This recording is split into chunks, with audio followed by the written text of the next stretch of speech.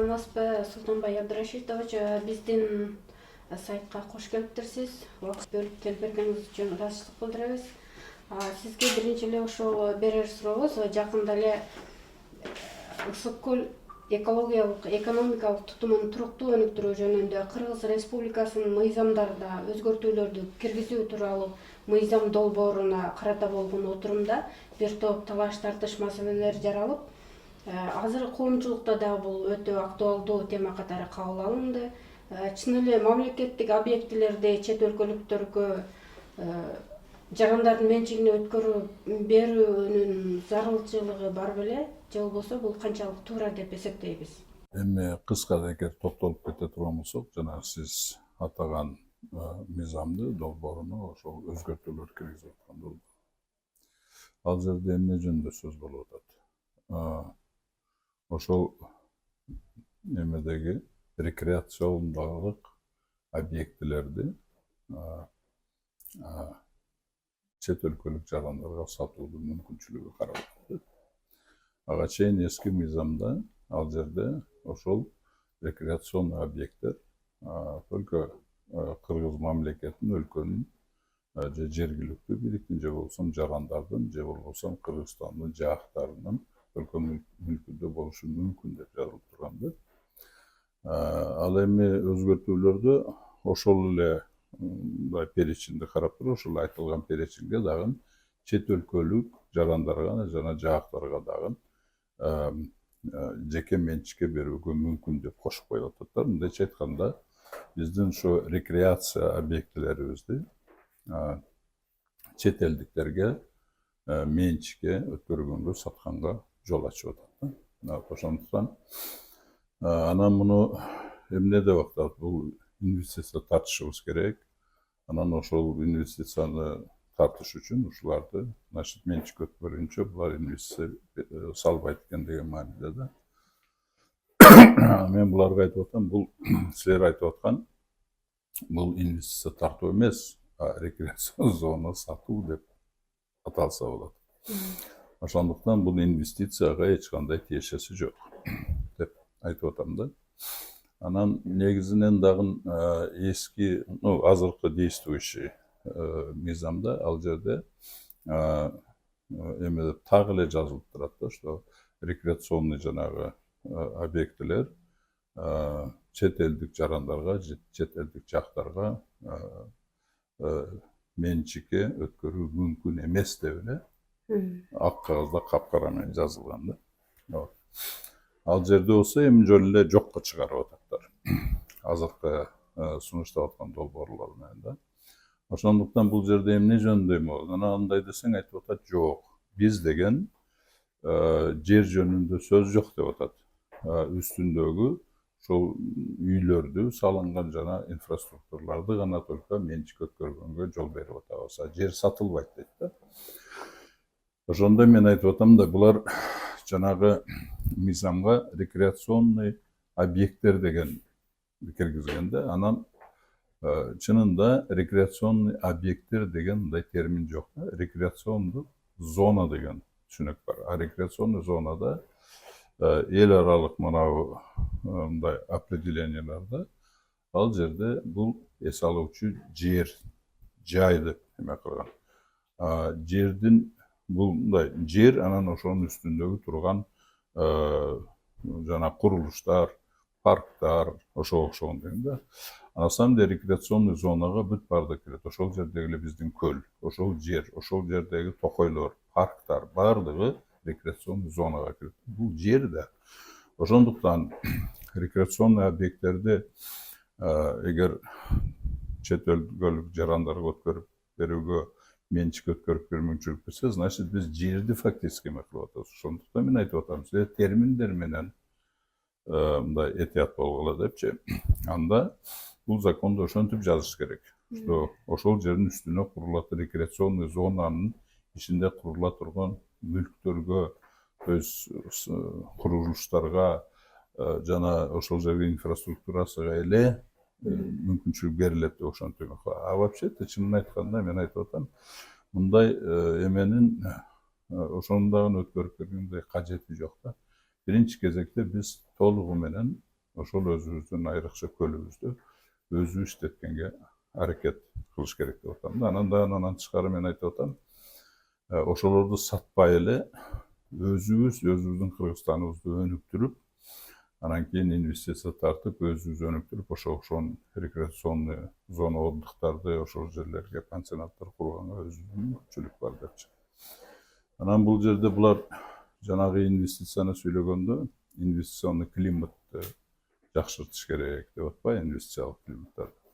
Алардын түшүнүгү боюнча инвестициялык климат деп, жакшы климат деп эмнени эсептейт? Ошого окшогон уруксаттарды берсе, налогторду азайтса, экологический жанагы эмелерден бошотсо, ошонун баардыгы инвестициялык мындай жакшы климат деп эсептейт да. На самом деле мен буларга айттым, ал эмес, ал силер айткан, ал 3-чү, 4-чү, а может 10-чу местода турат, ал кезекте турат. А негизги инвестициялык климатты түзгөн бул рыноктун же болбосо экономиканын өнүгүүсү.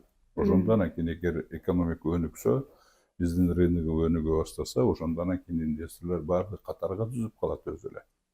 Квота менен кире турган болуп калат ошого. Мисалы Кытайга окшоп бөлүккө өнүгүп аткан мамлекеттер, Кытай, Индия, Түштүк Корея, Япония, аларга мындайча айтканда кезекте турат инвесторлор.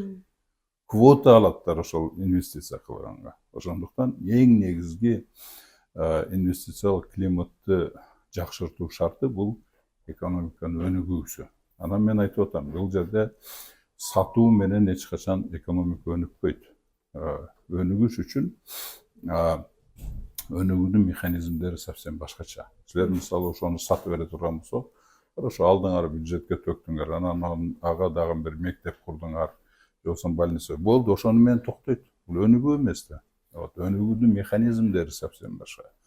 Ошондуктан мен жөн эле буларды мындайча айткандай сынга албай, мен дагы сунуш да кылып атам. 3 жылдан бери биздин президентибизге жана өзүбүздүн өкмөткө сунуштап атам. Ушул жолду кантип Кыргызстанды өнүктүрсө болот, кантип тез аранын ичинде өнүгүү жолуна салганда, анан кийин биздин экономикасы өнүгө баштаганда, ошондон кийин инвестициялар баардыгы өзү менен өзү агып келе турган болот. Ошондой шарт түзүш керек. Эгер инвестициялык климатты жакшыртабыз, ошол инвесторлорго кызык климатты түзөбүз десеңер, анда экономиканы өнүктүрүш керек. То есть мен ошондой сунуш кылып атам. Кыска мөөнөттүн ичинде Кыргызстандын экономикасыны тез арада өнүгө турган, жолго сала турган модельди силерге мен сунуштайм деп 3 жылдан бери сунуштап атам. Бирок бүгүнкү күнгө чейин мени эч ким укпай атат да, тилекке каршы. Ошондуктан ал жерде ошого мен айтып атам, бул мыйзамдын вообще кереги жок, кажети жок. Мындай силер сунуштап аткан мыйзам эч качан инвестициялык климат эч качан жакшыртпайт, эч качан инвестицияны тартканга шарт түзбөйт. Биз жөн эле жерибизди жоготобуз, мүлкүбүздү жоготобуз, өзүбүздүн эгемендүүлүгүбүздү жоготобуз. Жылдан жылга себеби деген биз өзүбүздүн эле мына жаңы тарыхыбызда, Кыргызстан тарыхыбызда канча жерлерибизди Тажикстанга, Өзбекстанга, Казакстанга 49 жыл, 25 жыл деген жерлерди убактылуу пайдаланууга берип туруп, бүгүнкү күндө биз кайра ала албай жатканыбыз мына бизде уже тарыхыбызда бар да. Ошондуктан бул жерде деле ошондой болуп калышы мүмкүн. Себеби деген биздин өзүбүздүн ичибиздеги территориябызда анклавдар, башка мамлекеттин анклавдары ошентип өзүбүз пайда кылышыбыз мүмкүн. Анан кийин келечекте биздин муундарга бул анклавдар аябай чоң проблемаларды алып келет деп, ошонун атарында талаш тартыш болду. Ушул жерде кошумча суроо берип кетким келип турат. Мисалы бизде ошол өзүңүз айткандай Кыргызстандын жарым тарыхында деп атпайсызбы? Бизде 49 жылга арендага берүү деген түшүнүк бар да саясатта. Мына ушунун өзү канчалык туура?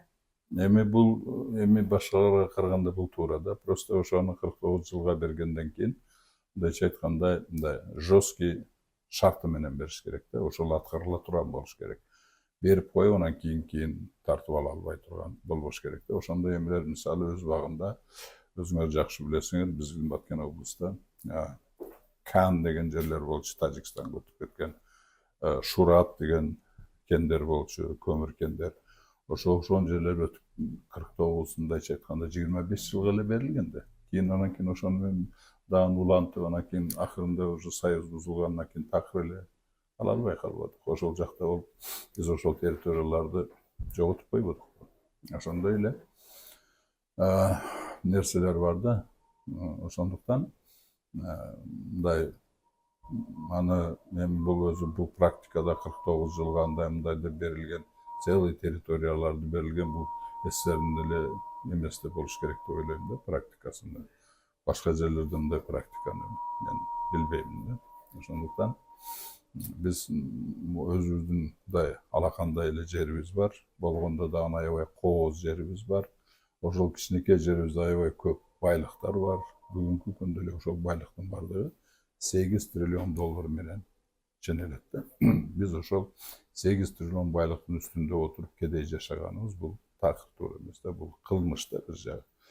Ошондуктан мен буларга айтып атам, биз өзүбүздүн жолубузду, өнүгүү жолубузду таба турган болсок, бизде байлык толтура. Биздин мисалы шартыбыз жөн эле идеалдуу, биздин климатыбыз эң гармоничный климат. Кен байлыктарыбыз, анан 7 миллион халкыбызга жерибиз деле жетишиктүү, то есть бүт объективдүү шарттар биз только өнүгүшүбүз керек да. Ошондуктан мен айтып атам, просто жакшы, тууру модель табыш керек да, өнүгүү модель туура табыш керек. Ошол модельди мен 3 жылдан бери сунуштап атам.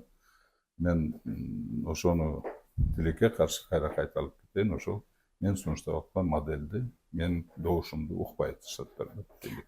Биздин студияга келип бергениңиз үчүн сизге чоң рахмат, ыраазычылык билдиребиз агай. Рахмат, силерге рахмат. Мени ушу студияңарга чакырып, ушул суроолорду бергениңерге силерге чоң рахмат.